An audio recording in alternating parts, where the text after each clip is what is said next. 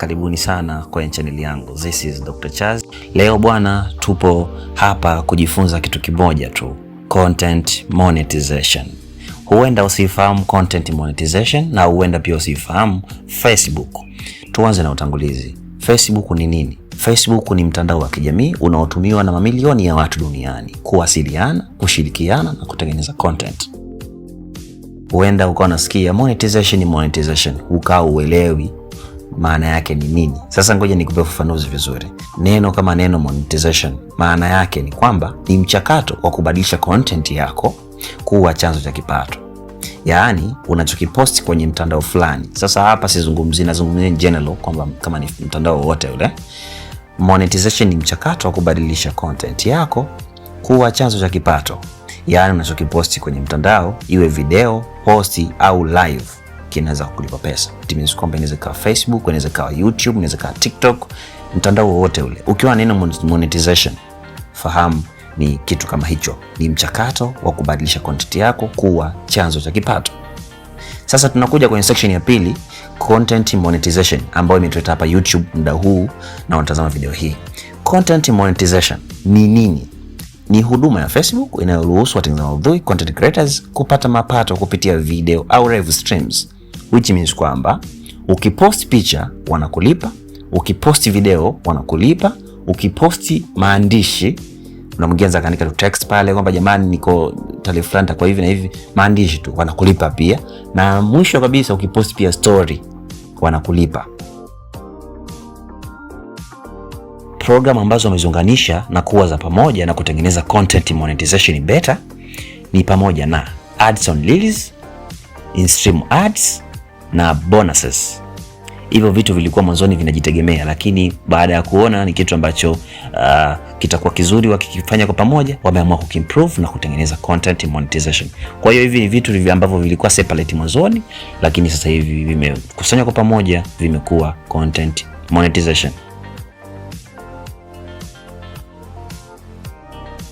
Facebook ili uanze kukulipa ni lazima kwanza uwe na public profile. Kuna mwingine anaweza kaelewa nini maana ya public profile. Iko hivi. Public profile kwa Kiswahili chepesi ni account ambayo iko hadharani.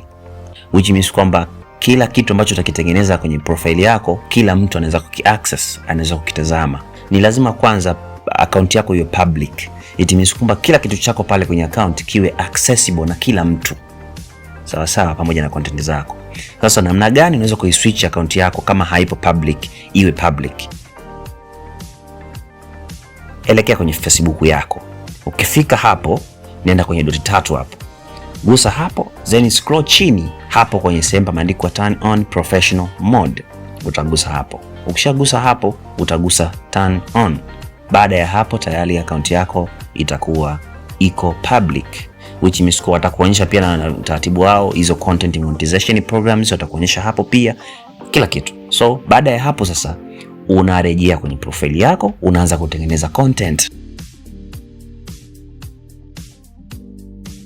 Ili uanze kulipwa na hawa jamaa ni lazima uwe umekidhi vigezo fulani. Sasa baadhi ya vigezo ambavyo viko wazi, cha kwanza kikubwa kabisa ni kwamba uwe na profile au uwe na followers kuanzia 1000 kwenda mbele. Zamani ilikuwa ni kuanzia followers 5000, wengine wanakuambia 10000, lakini sasa hivi kwenye programu mpya hii ya content monetization, followers, vigezo vya followers ni 1000. It means kwamba 1k kwa wale ambao kidogo mitandao sio mambo yao sana. 1k followers, ukiona pale imeandikwa 1k, fahamu tayari hicho ni kigezo cha kwanza umefikia. Kigezo cha pili, uwe na engagement. It means kwamba account yako wewe iwe na engagement, at least uwe na 60,000. Engagement na views ni vitu viwili tofauti. So kwenye views iwe at least kuanzia 200,000. Hicho ni kigezo cha pili. So engagement iwe 60,000 na views iwe 200,000. Hivi vitu vinatofautiana kutokana na profiles. Wengine wanaweza access mapema kutokana na history yake. Hizi views huwa zinafanywa tathmini kwa miezi 3, which means kwamba hao 200,000 huwa umewameki kwa miezi 3. Hicho ni kigezo namba 2. Kigezo namba 3 ni original content. Sasa hapa ndo wengi huwa kidogo wanabanwa. Facebook wanataka mtu anatengeneza original content zake mwenyewe. Sasa kuna watu wengine wanasema mimi sipendi kuonekana kwenye kamera, mimi sipendi vitu kama hizo. Unaweza kurekodi sauti, unaweka tu sauti yako kila siku, sauti yako ikitumika moja, tayari una meet vigezo. Hawa jamaa wanachokitaka ni kwamba uwe ni wewe. Na wale ambao wanarekodi kwenye kamera, ana shoot clip inaonekana sura yake kila siku, hao wanapataga monetization mapema sana kuliko watu wengine. Hicho ni kigezo namba 3, original content. Kigezo namba 4, uwe umefuata sheria zao. Kila mtandao una sheria zake, kila platform ina sheria zake. Kwa hiyo kwenye maudhui yako yote unayotengeneza, ili waanze kukulipa, ni lazima ufuate taratibu zao. Taratibu mojawapo ni kwamba uwe umeposti maudhui ambayo yanafuata sheria, yasiwe yanahusu ngono, yasiwe yanahusu unyanyasaji, ubaguzi hapa na pale, na vitu kama hivyo.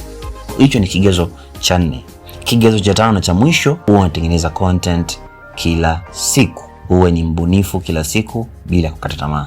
Hawa jamaa wanapenda sana kumuona mtu ambaye anakuwa kila siku anatengeneza content. It means wanamuona yuko active na vitu kama hivyo. Kitu cha kuzingatia na cha muhimu kukumbuka ni kwamba hii program ya content monetization inatolewa kwa mwaliko. It means kwamba ni Facebook wenyewe Meta wanakutumia mwaliko kwamba umekidhi vigezo, wanakupa mwaliko wa content monetization. Make sure unafuata vigezo ambavyo nimefundisha hapo. Ukivifuata vizuri kama nilivyoelekeza, basi mapema utapata content monetization. Zingatia original content, zingatia kutengeneza content kwa wakati, kuwa mbunifu na kuzingatia vitu vyote. Lakini pia ukiposti pia picha zako kila siku, hiyo ni moja pia ya vigezo vikubwa sana ambavyo wanavizingatia. Wanaangalia sura, wanaangalia mtu ambaye ni original. Hata ukiposti picha kila siku, na posti picha na video zako personal, wanakupa monetization. So wanachoangalia ni originality, wanaangalia uhalisia. Kuna wale ambao wanaweza kuuliza kwamba sisi wenye media vipi, tunalipwa vipi? Wanaangalia history. Kuna kitu kingine pia wanakiita history. Wanaangalia history, background. Huyu mtu anapost kila siku kitu gani? Ukistick kwenye kitu kimoja kila siku, unajihakikishia vigezo pia. Unaweza kuwa unaposti labda umbea kila siku, sishauri mposti umbea. Unakuwa unaposti habari za teknolojia, unakuwa unaposti mambo yako personal na vitu vingine. Wana tabia ya kukalili kitu title. Ukiwa unapost kila siku, wanakalili kwamba huyu mtu anajihusisha na kitu fulani. So baada ya muda wanakupa monetization. It's very simple. So make sure una stick na kitu kimoja. Sheria iko hapo. Stick na kitu kimoja. So content monetization inatolewa kwa mwaliko, wanaitwa Meta wenyewe, wanakutumia wewe. Baada ya hapo utaomba ujaze tax information. Baada ya hapo ukifikisha $100, wanakulipa pesa yako, wanaituma kwenye kadi yako ya benki. Na siku gani wanalipa? Wanalipa tarehe 21 mpaka tarehe 26 za kila mwezi. Huu ulikuwa utangulizi, nimeelezea vigezo, nimeanza na utangulizi, nimefuata maana ya monetization, nimefuata vigezo. Video inayofuata nitaelezea namna ya kulipwa, nitatoa pia ushauri namna ya kutengeneza pesa zaidi na vitu kama hivyo. So make sure umesubscribe channel yangu ili uweze kuwa kwanza kupata taarifa kipindi nitakapopost hiyo video.